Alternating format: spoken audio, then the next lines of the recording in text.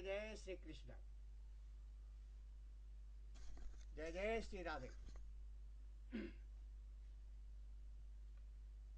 गीता प्रवचन के क्रम में आपने इसके पार्ट 10 में क्षेत्र और क्षेत्रज्ञ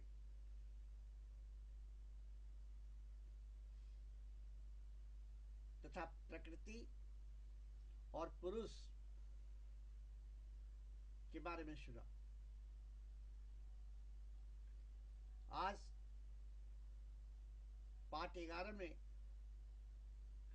आप 14वां अध्याय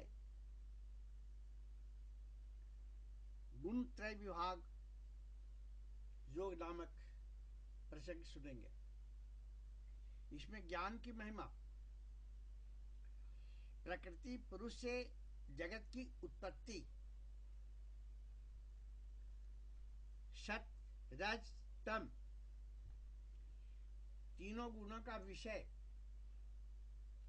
भगवत प्राप्ति के उपाय और गुणातीत पुरुष के लक्षण के बारे में सुनेंगे। 14वें अध्याय में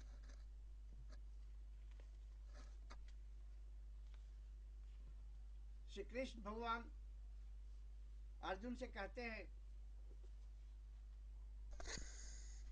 हे अर्जुन, ज्ञानों में भी अति उत्तम परम ज्ञान को मैं फिर भी तेरे लिए कहूंगा कि जिसको जानकर सब मुनिजन इस संसार से मुक्त होकर परम सिद्धि को प्राप्त हो गए हैं। हे अर्जुन, इस ज्ञान को आश्रय करके अर्थात धारण करके मेरे स्वरूप को प्राप्त हुए पुरुष सृष्टि के आदि में पुनः उत्पन्न नहीं होते हैं और प्रलय काल में भी व्याकुल नहीं होते हैं, क्योंकि उनकी दृष्टि में मुझ वासुदेव से भिन्न कोई वस्तु है ही नहीं। हे अर्जुन, मेरी महत ब्रह्म रूप प्रकृति अर्थात त्रिगुणमयी माया संपूर्ण भूतों की योनि है, अर्थात गर्भाधान का स्थान है, और मैं उस योनि में चेतन रूप बीज को स्थापन करता हूं। उस जय चेतन के संयोग से सब भूतों की उत्पत्ति होती है। हे अर्जुन, नाना प्रकार की सब योनियों में जितनी मूर्तियां अर्थात शरीर उत्पन्न होते हैं, उन सबकी त्रिगुणमयी माया को गर्भ धारण करने वाली माता है और मैं बीज को स्थापन करने वाला पिता हूं।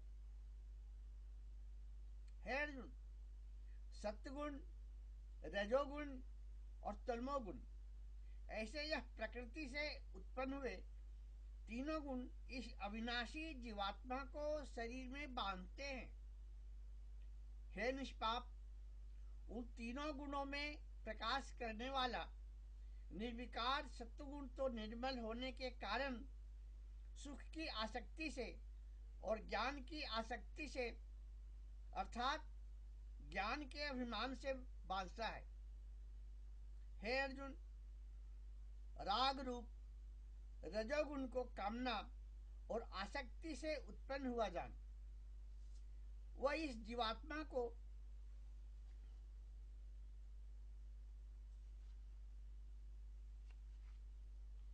कर्मों और उनके फल की आसक्ति से बांधता है।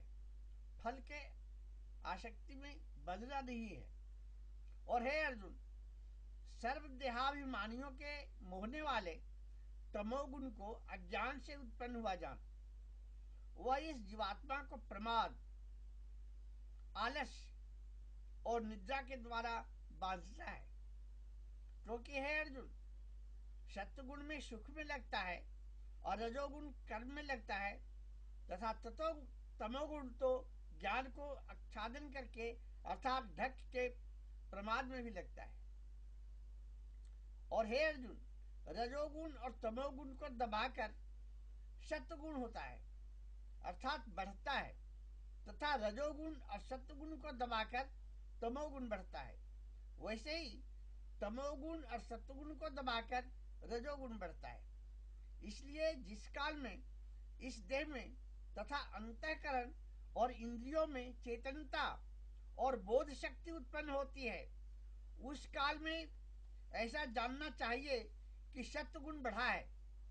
और हे अर्जुन, रजोगुण के बढ़ने पर लोभ और प्रवृत्ति अर्थात सांसारिक चेष्टा तथा सब प्रकार के कर्मों का स्वार्थ, बुद्धि से आरंभ एवं अशांति अर्थात मन की चंचलता और विषय भोगों की लालसा, यह सब उत्पन्न होते हैं।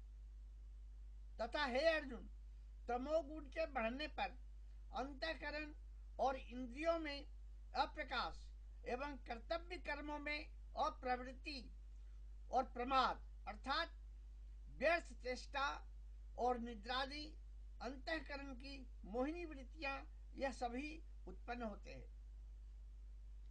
हे अर्जुन, जब यह जीवात्मा सत्वगुण की बुद्धि में मृत्यु को प्राप्त होता है, तब तो उत्तम कर्म करने वालों के मल रहित अर्थात दिव्य स्वर्ग आदि लोगों को प्राप्त होता है। रजोगुण के बढ़ने पर अर्थात जिस काल में रजोगुण बढ़ता है, उस काल में मृत्यु को प्राप्त होकर कर्मों की आसक्ति वाले मनुष्यों में उत्पन्न होता है। तथा तमोगुण के बढ़ने पर मरा हुआ पुरुष कीट, पशु आदि गूढ़ जोड़ियों में उत्पन्न होता है। क्योंकि सात्विक कर्म का तो सात्विक अर्थात सुख, ज्ञान और वैराग्य आदि निर्मल फल कहा है, और राजस कर्म का फल दुख एवं तामस कर्म का फल अज्ञान कहा है।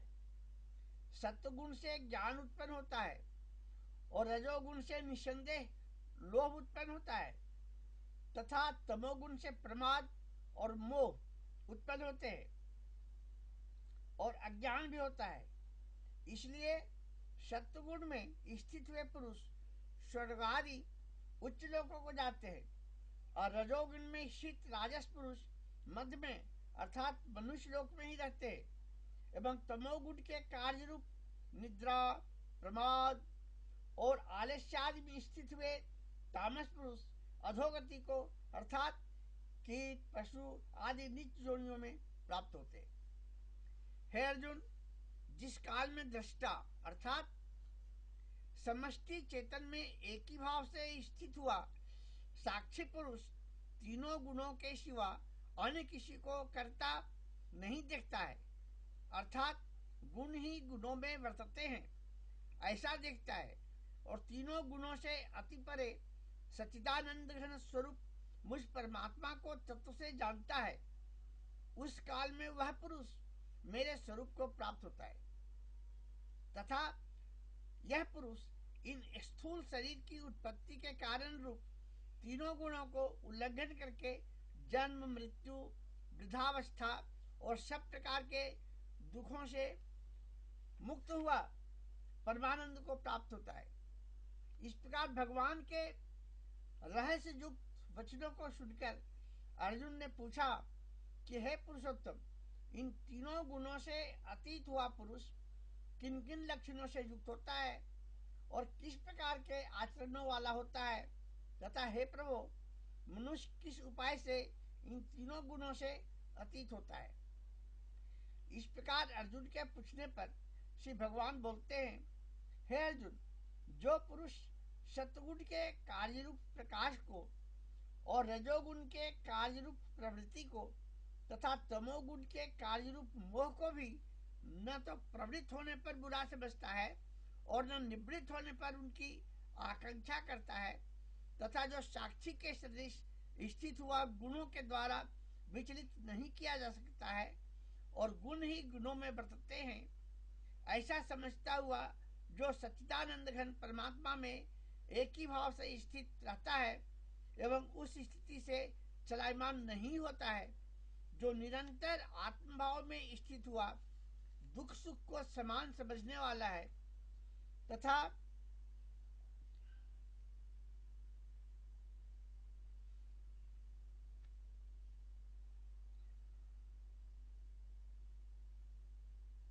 मिट्टी, पत्थर और सुवर्ण में समान भाव वाला और धैर्यवान है, तथा जो प्रिय और अप्रिय को बराबर समझता है और अपनी निंदा स्तुति में भी समान भाव वाला है, तथा जो मान और अपमान में सम है एवं मित्र और वैरी के पक्ष में भी सम है, वह संपूर्ण आरंभों में कर्तापन के अभिमान से रहित हुआ पुरुष गुणातीत कहा जाता है। और जो पुरुष अव्यभिचारी भक्ति रूप योग के द्वारा मेरे को निरंतर भजता है, वह इन तीनों गुणों को अच्छी प्रकार उल्लंघन करके सच्चिदानंद घन ब्रह्म में एक ही भाव होने के लिए योग्य होता है। हे अर्जुन, उस अविनाशी परब्रह्म का और अमृत का तथा नित्य धर्म का और अखंड एक रस आनंद का मैं ही आश्रय हूं। अर्थात उपरयुक्त ब्रह्म, अमृत, अव्यय और शाश्वत धर्म तथा एकांतिक सुख, यह सब मेरे ही नाम है, इसलिए इनका मैं परम आश्रय हूं।